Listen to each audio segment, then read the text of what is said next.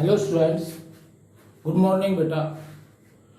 कल हमने significant figures और राउंडेड ऑफ वाले टॉपिक्स किए थे बेटा। आज हम कर रहे हैं significant figures in algebraic operation. Significant figure in algebraic operation. Algebraic operation कितने हैं? हमें पता है कि भाई 4 है, मल्टीप्लिकेशन, एडिशन, सब्ट्रैक्शन, डिवीजन। बेटा मेन बात यह है कि जब भी हम कोई एक्सपेरिमेंट करेंगे, कोई भी, उस एक्सपेरिमेंट में कोई ना कोई फॉर्मूला होगा। नेचुरली भाई वॉल्यूम है L क्यूब, डेंसिटी है तो पहले मास मापेंगे, फिर लेंथ, फिर L क्यूब से उसकी डेंसिटी सॉल्व करेंगे। मतलब in any experiment we have to measure a large number of physical quantity. In any experiment we have to measure a large number of quantities। large number of quantities, अरे large number means हो सकता है भाई किसी में 2 मापें, किसी में 3 मापें। large number of quantities तो मापनी ही पड़ेंगी। then to get the final result these physical quantities या दीज मेजरमेंट्स जो हमने की हैं, these measurements to get the final result we have to apply 4 operation: addition, subtraction, multiplication and division. multiplication and division to get the final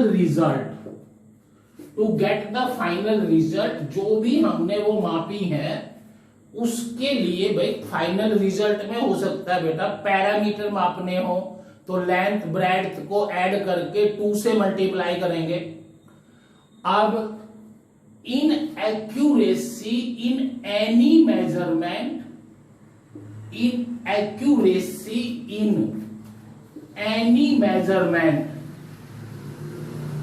किसी भी एक measurement में जो इनएक्यूरेसी है that entered in final result. अगर एक भी major, बेटा पहली बात तो ये कि हमारी मेजरमेंट परफेक्टली एक्यूरेट कोई नहीं हो सकती। मतलब कुछ ना कुछ एरर जरूर होगा जो हम बाद में डिस्कस करेंगे कि भाई एरर किसे कहते हैं। पर inaccuracy in any measurement that entered inaccuracy in any measurement entered in a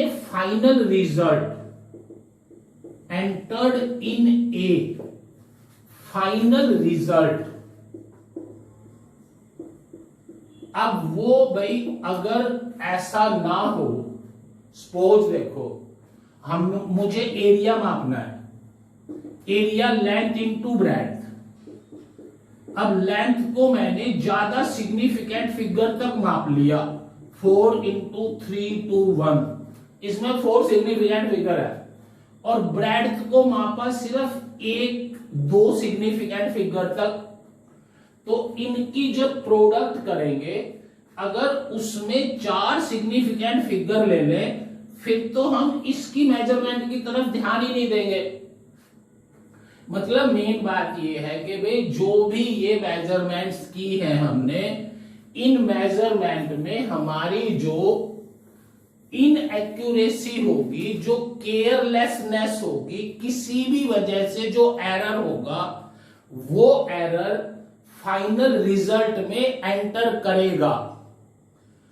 during these calculations following rule is obeyed for determining the following rules, जो हम अब करेंगे। Following rules are obeyed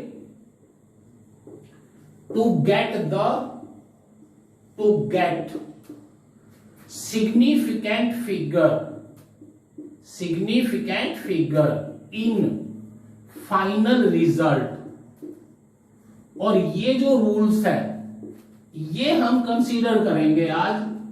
in rules में first rule जो इनमें आएगा वो आएगा rule for addition and subtraction. Rule for addition and subtraction, इनमें जो रूल है बेटा, पहले हम ये डिस्कस कर रहे हैं। मेरी बात समझो एक बार और। देखो थोड़ा सा एग्जांपल लेके देखते हैं। अगर हमारी ये कोई चेन है, गोल्ड चेन है सपोज, या कोई आयरन चेन है जिसको हम कहीं पे बांधने के लिए यूज करते हैं।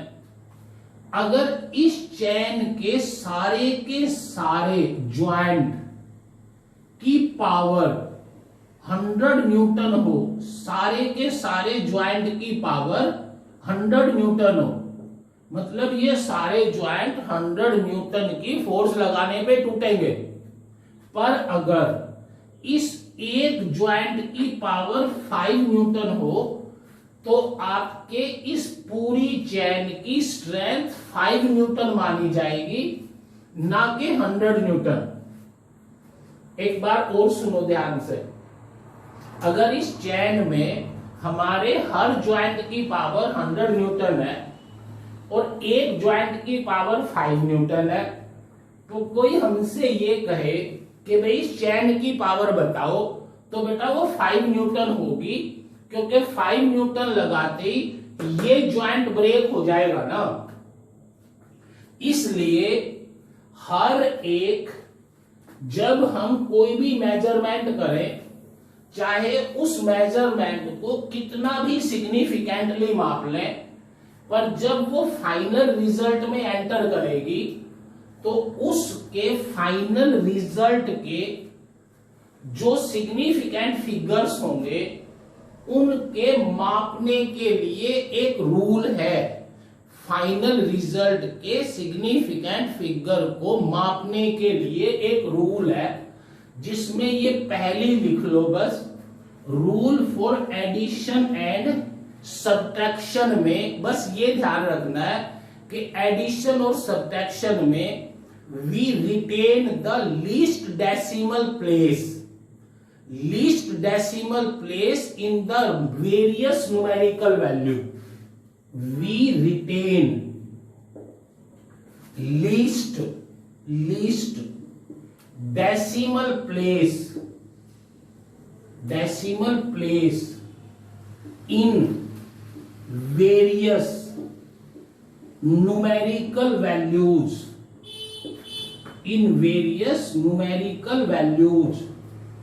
मतलब जब हम अलग अलग क्वांटिटी को मापते हैं तो फाइनल रिजल्ट में उन दोनों में से जिसमें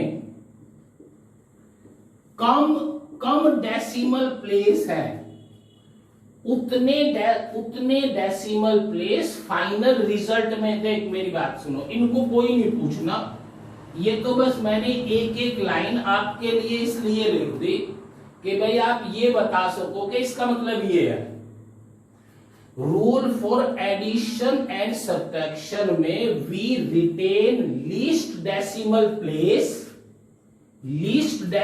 place in various numericals in the final result।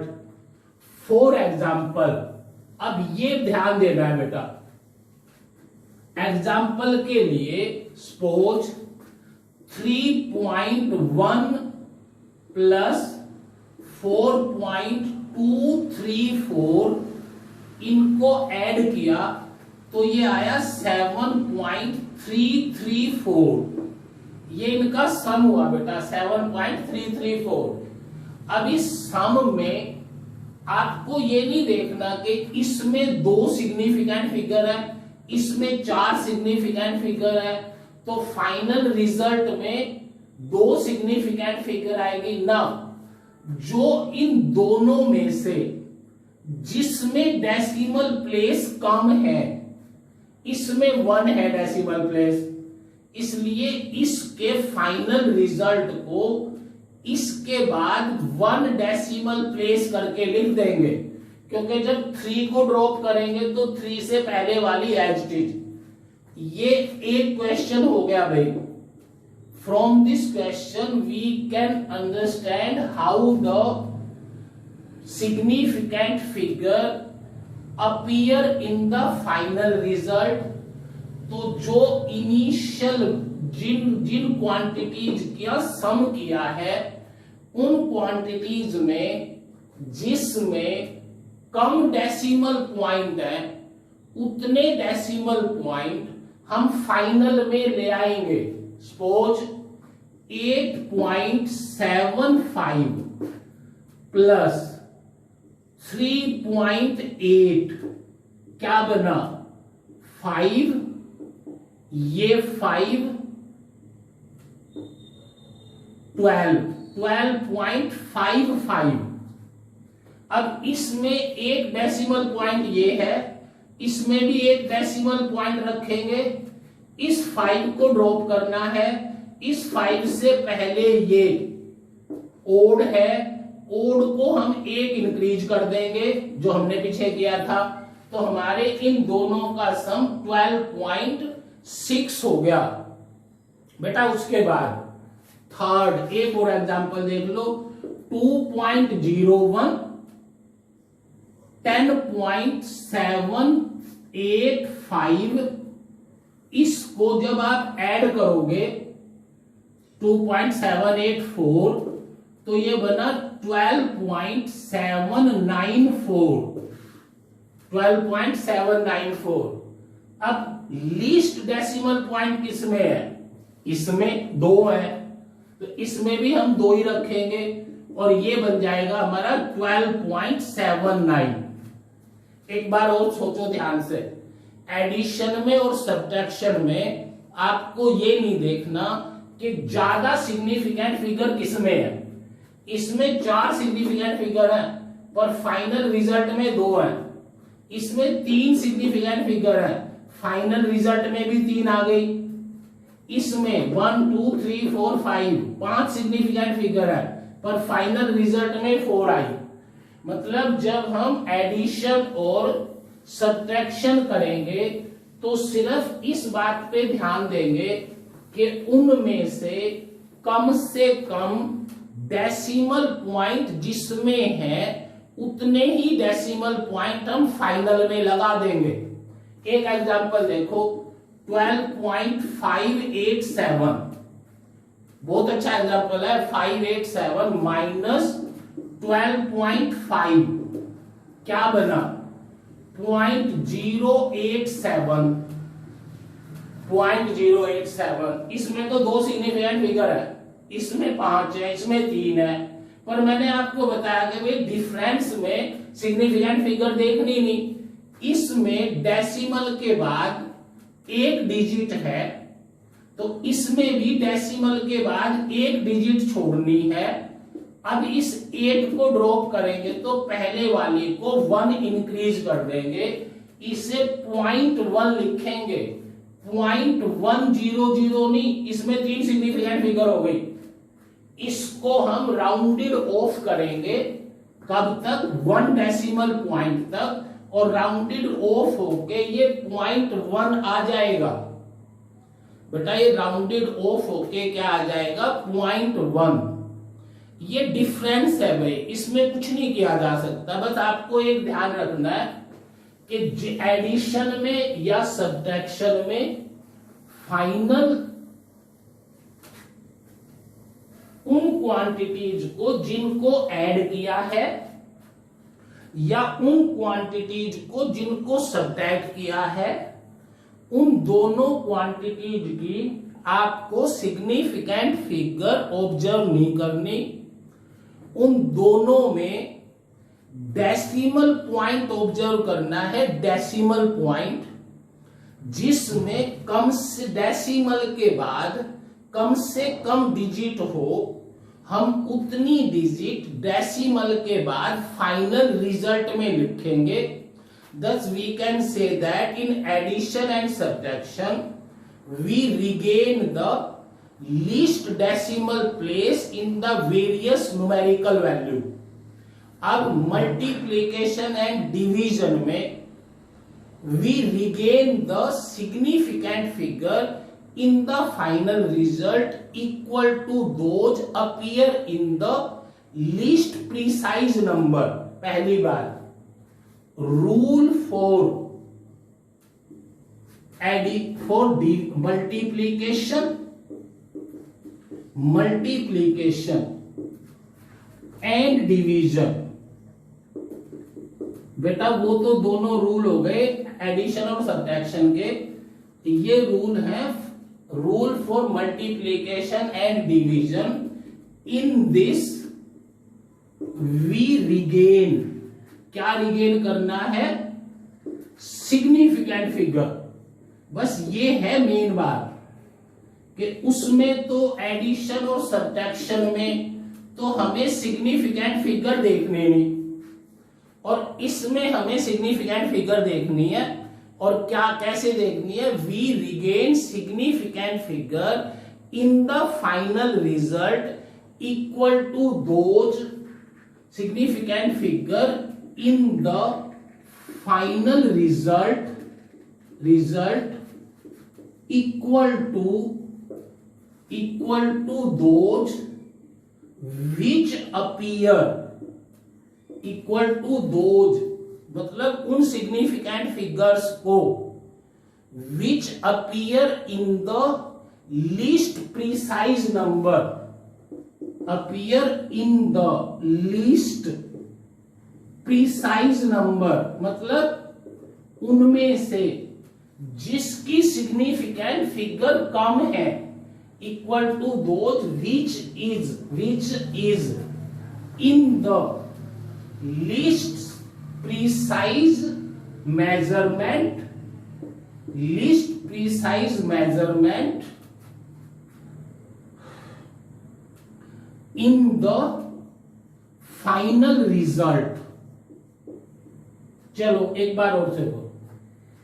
In this we regain significant figure in the final result equal to those which is in the least precise measurement.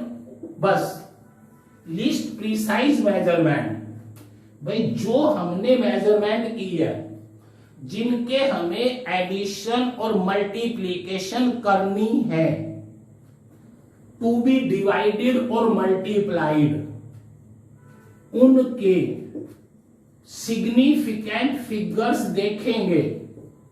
जिसकी सिग्निफिकेंट फिगर कम होंगी, जिसकी significant figure कम होगी, उतनी significant figure हम final result में ले लेंगे।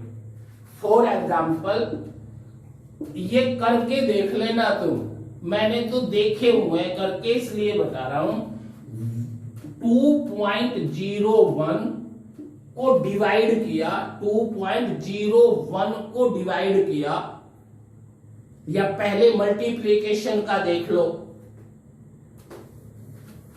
2.01 into 5.857 इनकी मल्टीप्लिकेशन। अब बेटा बहुत टाइम लगेगा, पर क्या किया जाए। 7 0 14, फिर 5 की, 5 0 10, फिर 8 की, 8 0 16, अगेन 5 की, 5 0 10, फाइनल रिजल्ट क्या आया, 7527711112345, इसके बाद ये इनकी प्रोडक्ट ये बनी। अब इसमें आपको ये देखना है कि इसमें कितनी सिग्निफिकेंट फिगर है, इसमें 4 है, इसमें 3 है, तो इस रिजल्ट में भी आपको 3 सिग्निफिकेंट फिगर रखनी है। 11.7 पर ये 7 है, इसको ड्रॉप करेंगे तो ये 8 हो जाएगा। इसका आंसर हो जाएगा हमारा 11.8। बेटा ये लेंथी है प्रोडक्ट, इनका एग्जाम्पल लेके, पर मेरी बात एक ध्यान रखना भाई, एडिशन और सब्ट्रैक्शन में आप इन चीजों की एडिशन और सब्ट्रैक्शन में आप सिग्निफिकेंट फिगर का ध्यान नहीं दोगे, पर मल्टीप्लिकेशन और डिवीजन में सिग्निफिकेंट फिगर्स का ध्यान देना है। और उसमें क्या ध्यान देना है कि भाई जिसमें कम से कम सिग्निफिकेंट फिगर होगी वो आंसर आएगा। ये मैंने एक एग्जांपल आपको ये बता दिया। एक एग्जांपल और देखो डिवीजन का। अरे ये तो हो गया उसका, डिवीजन में 9500 को हमने डिवाइड कर दिया, कोई भी नंबर लिख दो 10.23 से, और इसको डिवाइड करके देख लेना 10.23 को, ये आएगा 928.64125 कंप्लीट। 9.2864,125। अब सुनो, इसमें सिग्निफिकेंट फिगर 2 है, ये सिग्निफिकेंट फिगर नहीं होती, इसमें 4 है। फाइनल रिजल्ट में सिग्निफिकेंट फिगर 2 होनी चाहिए।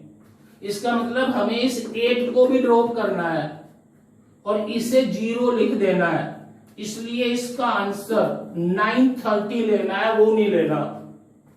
बेटा मेरी बात समझो, इसमें 2 सिग्निफिकेंट फिगर, इससे डिवाइड किया, ये क्वांटिटी आई।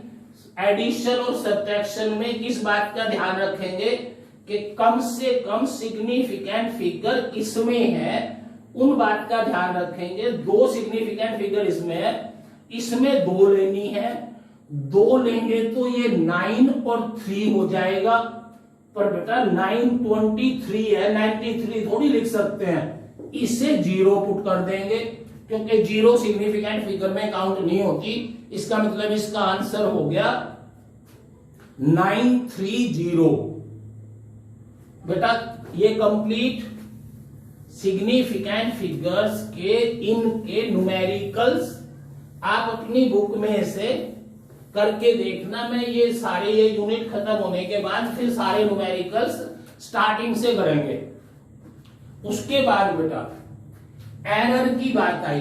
एरर देख, एरर इन ए मेजरमेंट, इसके न्यूमेरिकल आते हैं सबसे ज्यादा कि भाई फाइनल रिजल्ट में हमारे जो एरर है उसको क्या बोलेंगे। देख पहली बात तो ये लिख देंगे कि मेजरमेंट, कोई भी measurement is nothing but, any measurement is nothing but comparison with a unit. ये हमने पहले भी कर दिया।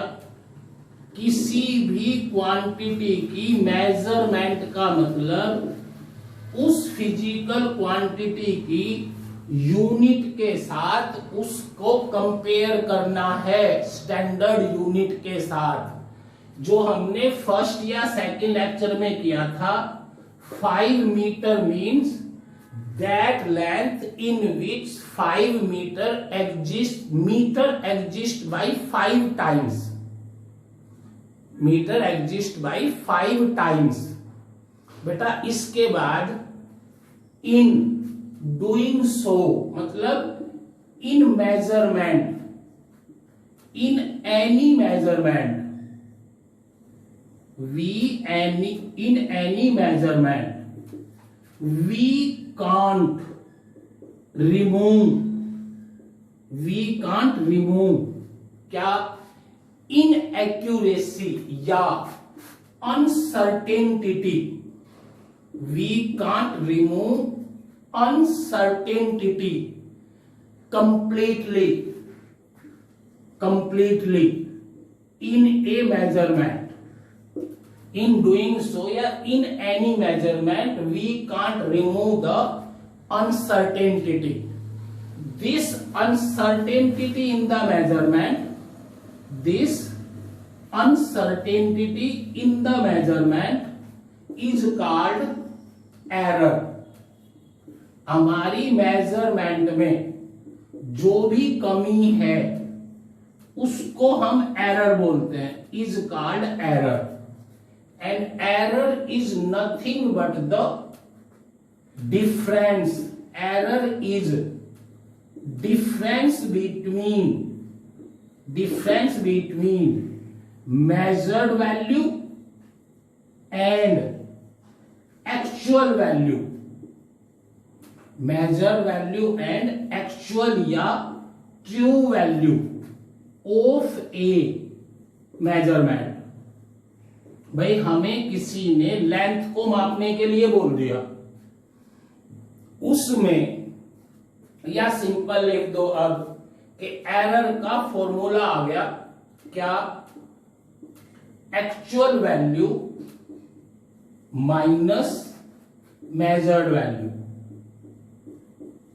अब ये दिक्कत है कि अगर मैं आपको ये कह दूं कि भाई ये लेंथ है और इसकी एक्चुअल वैल्यू 5 मीटर है, तो इसको माप के अपना एरर निकालो. इसकी वैल्यू 5 मीटर है, इसको माप के अपना एरर निकालो. तो कोई भी आदमी इतना ईमानदार नहीं है कि वो ये कह देगा माप के, वो तो पक्का ये कहेगा जब अगर उसको ट्रू वैल्यू बता दी जाए कि भाई ये इसकी ट्रू वैल्यू है 5 मीटर, और फिर उसे कहते कि भाई इसको मेजर कर, तो बेटा वो तो उसको मापेगा ही नहीं, वो तो एज टी ये बोल देगा कि हाँ इसकी वैल्यू 5 मीटर है. तो पहली बात तो जिसको हम माप रहे हैं हमें उसकी एक्चुअल वैल्यू नहीं पता, तो फिर एरर कैसे निकालें. और एरर का मतलब समझ गए ना आप, error means actual value minus measure value. और ऐसी कोई मेजरमेंट नहीं होगी जिसमें ये एरर एंटर ना करे.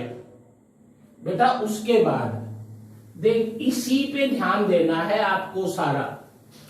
अगर कोई हमें एरर्स की टाइप देखो, पहले तो एब्सोल्यूट एरर, पहला है absolute error.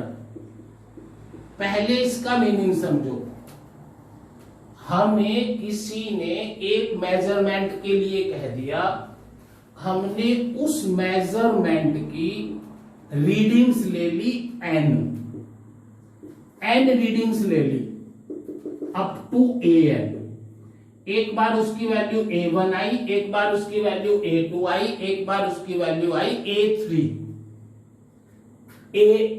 an up to. ये जितनी हमने रीडिंग ली है इन सब का हम मीन ले देंगे, इन सब का मीन.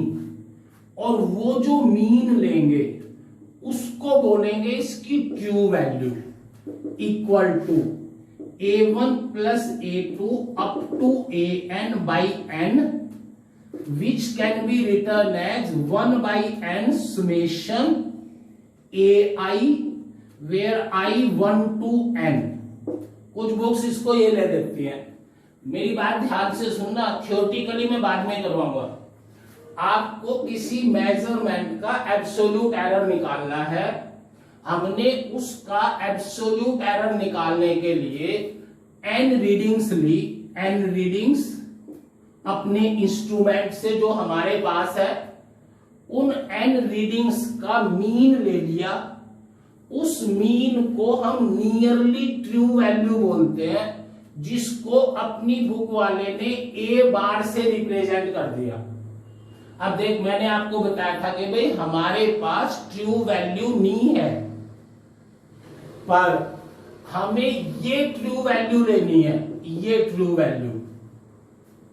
अब हर एक रीडिंग का एरर को दिखा देंगे डेल्टा से। फर्स्ट रीडिंग का एरर डेल्टा A1 क्या होना चाहिए? True value minus measured value. Measured value कौन? A1। दूसरी रीडिंग का error true value minus measured value. तीसरी रीडिंग का error true value minus measured value. Final reading का error AN true value minus measured value. बस एक ध्यान देना है कि बेटा देखो ध्यान से, मान लिया, वैसे ले रहा, मान लिया ये 1.5 है, 1.5 और ये 1.6, दो ले लेता हूं एज एग्जांपल के लिए। इन दोनों को मीन करने पे आपकी ये आई 1.7, तो आप यहां से 1.55 आप जब इसमें 1.55 माइनस 1.5 पुट करोगे तो ये आएगा 0.05। इसमें 1.55 माइनस 1.6 करोगे, ये आएगा -0.05। इसलिए जब ये रीडिंग्स आप लेोगे तो इन पे आपको मॉडुलस लगाना है, मतलब ये नेगेटिव साइन नहीं लेना, इसमें भी पॉजिटिव, इसमें भी पॉजिटिव। ये बात मैंने जस्ट आपको ये मॉडुलस का रीजन बताया है। मतलब यहां पे आपको ट्रू वैल्यू और मेजर्ड वैल्यू का डिफरेंस लेना है, और किस सेंस में लेना है? चाहे ये बड़ी है, ये छोटी, फिर तो ये पॉजिटिव। अगर ये छोटी है, ये बड़ी, सबट्रैक्ट करने के बाद नेगेटिव साइन हटा देंगे, मतलब पॉजिटिव ही लेना है।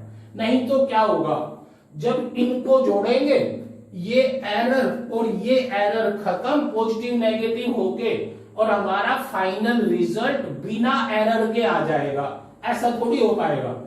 बेटा मेरी बात समझ आ गई? इसलिए पहले तो ये सबके एरर निकाल लिए, सबके। उसके बाद लिख दिया मीन एब्सोल्यूट एरर किसके बराबर? ये सारे के सारे एरर ऐड करके ये कौन से हैं, है ना ध्यान आपको, ये कौन है? ये A बार माइनस A/n, इन सब का मीन ले लिया। इसको लिख देते हैं 1/n समेशन डेल्टा आई कहां से कहां तक? 1 to n।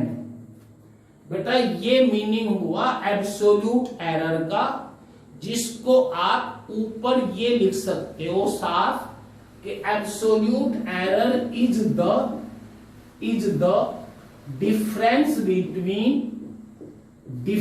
Between true value and measured value. बस एब्सोल्यूट एरर ट्रू वैल्यू और मेजर्ड वैल्यू को बोलते हैं। ट्रू वैल्यू हमें पता नहीं, पर जो हमारी रीडिंग्स है उन सब का मीन लेके जो चीज आएगी उसको बोलेंगे हम ट्रू वैल्यू, और उसके बाद हर एक रीडिंग का एरर निकालेंगे। वो एरर हो जाएगा एक पर्टिकुलर रीडिंग का, फिर उसका मीन निकाल देंगे। वो एरर हो जाएगा मीन एब्सोल्यूट एरर, जो रिप्रेजेंट किया जा सकता है डेल्टा A बार। ये तो जस्ट थ्योरेटिकल पोर्शन है बेटा, थ्योरेटिकल पोर्शन। एक इसका मैं आपको न्यूमेरिकल करवाऊंगा, रिफ्रैक्टिव इंडेक्स का जो अपनी बुक में है, जिसने उसने एनसीईआरटी की बुक में है, रिफ्रैक्टिव इंडेक्स की 13-14 रीडिंग्स लेके और फिर बताया है कि भाई ये कैसे आएगा। उसके बाद भाई बेटा ये तो आपको याद करना है एब्सोल्यूट एरर या देख एब्सोल्यूट एरर तो सिंपल, और इसी को मीन एब्सोल्यूट एरर भी बोल देते हैं, इसी को बोल देते हैं मीन एब्सोल्यूट एरर। दोनों एक ही बात है। इसकी थ्योरी मैंने आपको कंप्लीट करवा दी। एन रीडिंग्स ली, उन रीडिंग्स का सम लिया, मीन आया, उस मीन को हम ट्रू वैल्यू मानेंगे। उसके बाद हर एक रीडिंग का एरर निकाल के, हर एक रीडिंग का एरर निकाल के उस एरर को ऐड करके उसका मीन ले लेंगे, that is called mean absolute error. Second है बेटा रिलेटिव एरर। रिलेटिव ये ज्यादा आता है रिलेटिव एरर, पर कई बार वो इसको फ्रैक्शनल एरर भी बोल देता है, इसलिए ये दोनों याद होने चाहिए। कभी कोई कह दे फ्रैक्शनल एरर और आप ये कहोगे भाई हमें तो रिलेटिव एरर पता है। This relative error is the ratio of, this is the ratio of mean absolute error, mean absolute error to the true value, to the true value. इसलिए आप ये डेफिनेशन याद करनी है कि रिलेटिव एरर इक्वल टू या fractional error mean absolute error divide by A bar. अरे A bar को ही तो लिया था हमने true. Relative error delta A bar divide by A bar. Delta A बार क्या है? एरर्स का मीन, रिलेटिव एरर वो एब्सोल्यूट एरर, और ए बार क्या है? ट्रू वैल्यू जो हमने उन सब रीडिंग्स की ली थी। This is called relative error. और थर्ड होगा बेटा परसेंटेज एरर।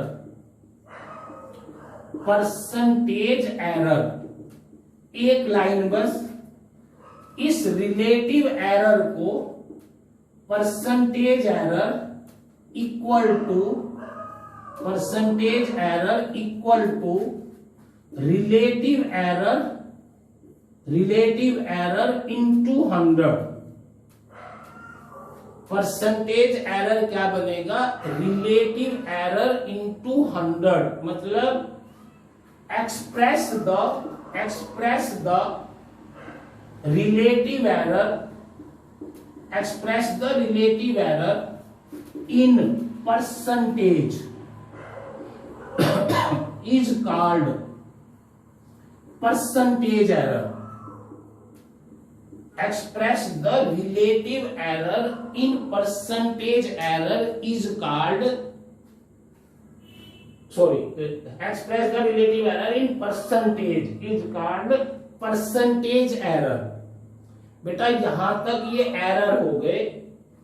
अब हमारी मेन सिरदर्दी ये हुई कि how this error propagate in our mathematical operation, जिसको हम क्या बोलेंगे? Propagation of this error, propagation of the error, propagation also called combination of the errors.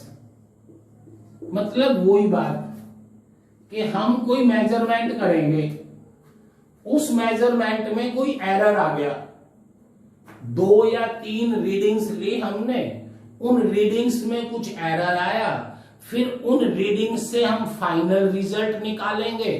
उस फाइनल रिजल्ट में उन सब के एरर कैसे एंटर करेंगे, इसको बोलेंगे प्रोपगेशन और कॉम्बिनेशन ऑफ एरर के final result of an experiment. ठीक बात है, ये लिख देनी चाहिए, the final result of an experiment, of an experiment is obtained, कैसे, is obtained by addition, subtraction, division and multiplication of various observation,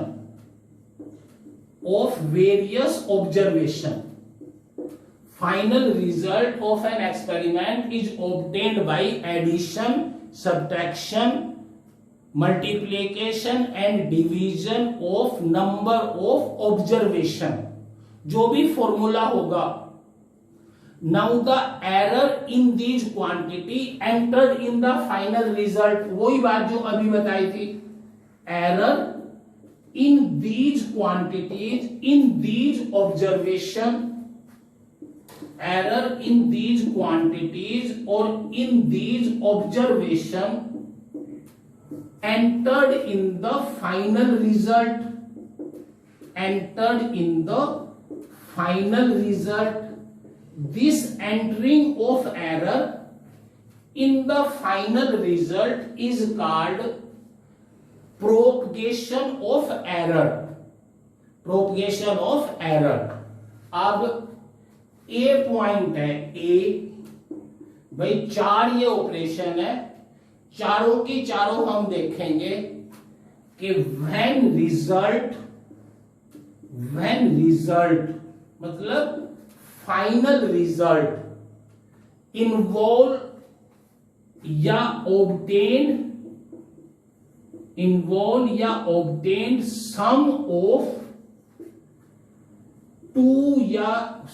of two quantities, बस 2 का देख लेते हैं, वो 3 का भी यही आएगा।